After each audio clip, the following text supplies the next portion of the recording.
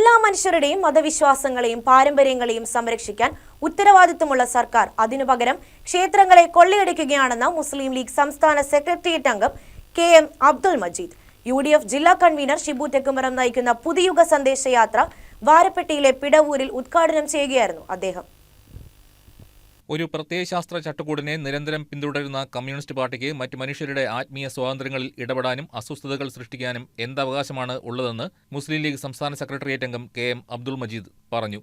UDF ജില്ലാ convener Shibu Thekkumpuram നയിക്കുന്ന പുതുയുഗ സന്ദേശയാത്ര വാരപ്പെട്ടിയിലെ പിടവൂരിൽ ഉദ്ഘാടനം ചെയ്യുകയായിരുന്നു അദ്ദേഹം. അമ്പലങ്ങളിൽ കൊള്ള നടത്താതെ വിലക്കയറ്റവും തൊഴിലില്ലായ്മയും പരിഹരിക്കാനാണ് പിണറായി സർക്കാർ ശ്രമിക്കേണ്ടതെന്നും അദ്ദേഹം കൂട്ടിച്ചേർത്തു.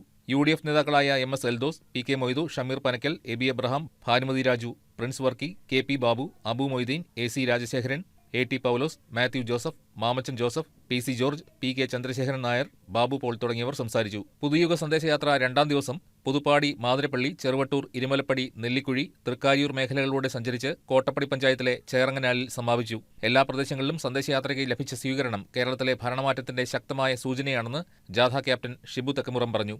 തിങ്കളാഴ്ച രാവിലെ മുനിസിപ്പാലിറ്റിയിലെ കുത്തുകുഴിയിൽ നിന്നും ആരംഭിച്ച സന്ദേശയാത്ര പിണ്ടിപന, കീരമ്പാറ പഞ്ചായത്തുകളിലൂടെ പര്യടനം നടത്തി വടാട്ടുപാറയിൽ സമാപിച്ചു.